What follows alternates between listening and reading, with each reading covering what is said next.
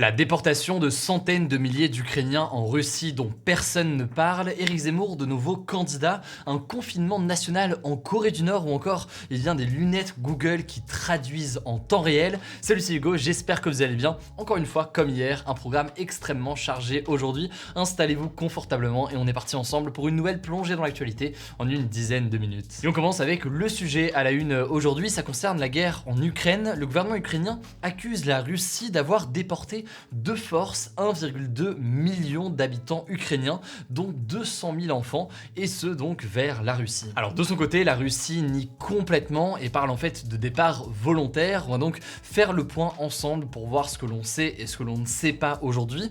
En fait, selon des témoignages qui ont été récoltés avec notamment aussi des images satellites ou encore des enquêtes de différents journalistes, eh bien, les Russes ont installé des camps dits de filtration, des camps où les Ukrainiens sont enfermés, interrogés, fouillés et tout le contenu de leur portable notamment est examiné. Ces camps en l'occurrence, ils sont pas situés en Russie mais ils sont situés en Ukraine, par contre dans des zones qui sont contrôlées aujourd'hui par la Russie, par exemple autour de la ville de Mariupol dont on a beaucoup parlé ces derniers jours. Les Ukrainiens peuvent alors se retrouver dans ces camps pour deux raisons. Première raison, soit ils sont carrément enlevés par les Russes, soit eh bien ils ont essayé de quitter une ville assiégée et donc ils sont potentiellement attrapés et emmenés dans ces camps par des soldats russes. Et une fois dans les camps, toujours selon les témoignages, eh bien, les Russes les prennent en photo, ils relèvent aussi leurs empreintes digitales et ils sont ensuite détenus pendant plusieurs jours dans des conditions sanitaires absolument terribles. Et une fois sortis de ces camps, eh bien, certains Ukrainiens se retrouvent à devoir vivre dans des zones qui sont sous le contrôle de la Russie en Ukraine. Mais il y a donc aussi un certain nombre de personnes qui sont déportées et amenées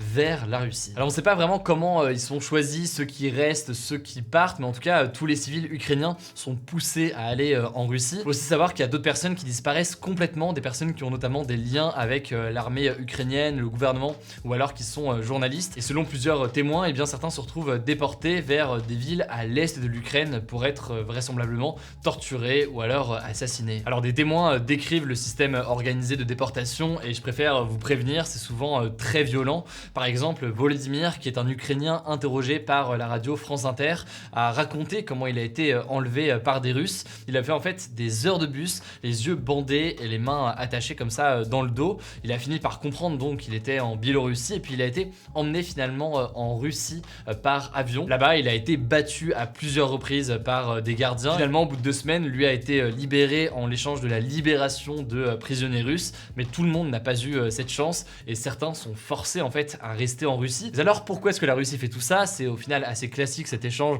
donc de détenus et de prisonniers avec des relâchements des deux côtés. Mais donc pourquoi bien inciter des Ukrainiens à aller vivre comme ça en Russie? Et bien en fait, selon une avocate spécialisée dans les droits de l'homme, des Ukrainiens sont déportés dans des régions qui sont peu peuplées aujourd'hui de la Russie, comme dans des villages aux alentours de Vladivostok, à plus de 7000 km de là, pour en fait les inciter à refaire leur vie directement en Ukraine et à s'installer définitivement en Russie. La Russie espère ainsi pouvoir repeupler certaines zones où il y a peu d'habitants et ces personnes déportées sont aussi utilisées pour la propagande. On a pu voir un certain nombre d'entre eux passer à la télévision russe, censés témoigner eh bien, avoir été sauvés et libérés par la Russie. Alors ça c'est donc pour les premiers éléments qu'on a aujourd'hui, sachant que si jamais ces faits sont reconnus par la justice internationale, eh bien ils pourraient être qualifiés de crimes de guerre, mais aussi vous l'avez compris, aujourd'hui on a relativement peu d'informations. On a les accusations de l'Ukraine, on a des enquêtes, des premières enquêtes de journalistes qui sortent en ce moment et des témoignages, mais on est vraiment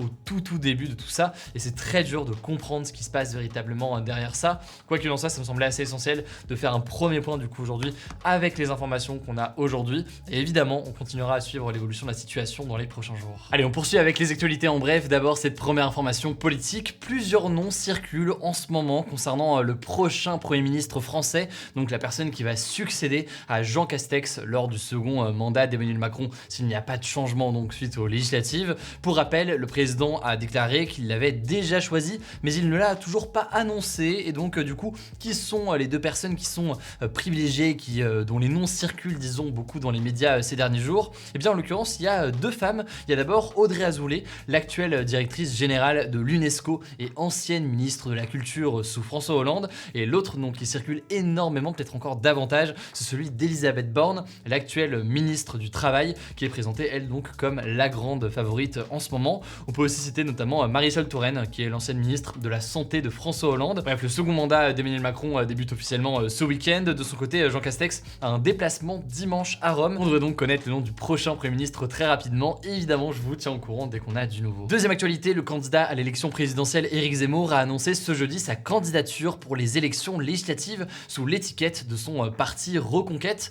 Il se présente bien en fait dans la 4e circonscription du Var où il se trouve notamment la ville de Saint-Tropez.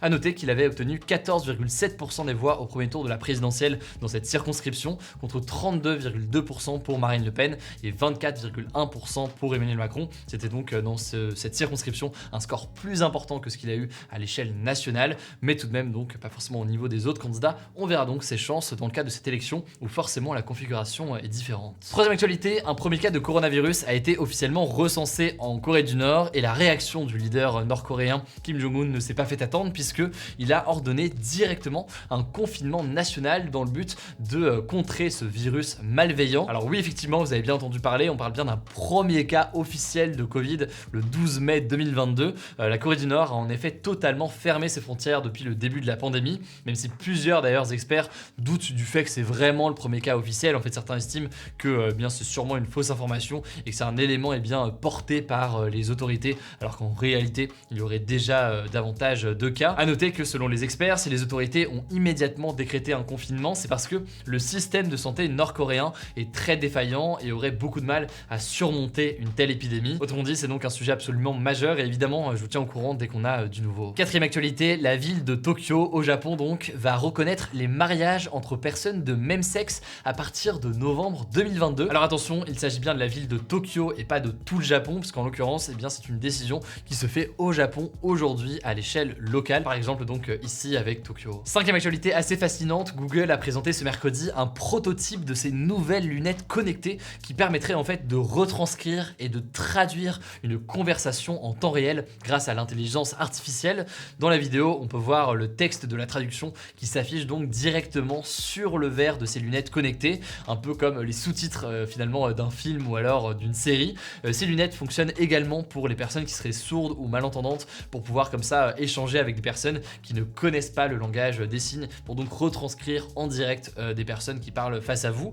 Alors attention, pour l'instant ça reste un prototype, personne n'a pu les tester à part ceux qui ont travaillé dessus ou les personnes qu'on retrouve dans la vidéo de présentation. Par ailleurs, il n'y a pas de date de lancement ou quoi que ce soit, mais on voit qu'il y a un travail en ce moment de la part d'Apple, de la part de Google sur ce qu'on appelle la réalité augmentée qui fonctionne donc notamment avec ce genre de lunettes. Et on verra donc s'il y a un retour potentiel à terme des Google Glass qui avaient été abandonnés il y a quelques années. Enfin, dernière actualité un peu plus insolite pour terminer aujourd'hui, je voulais vous parler d'une histoire assez extraordinaire qui s'est passée en Floride.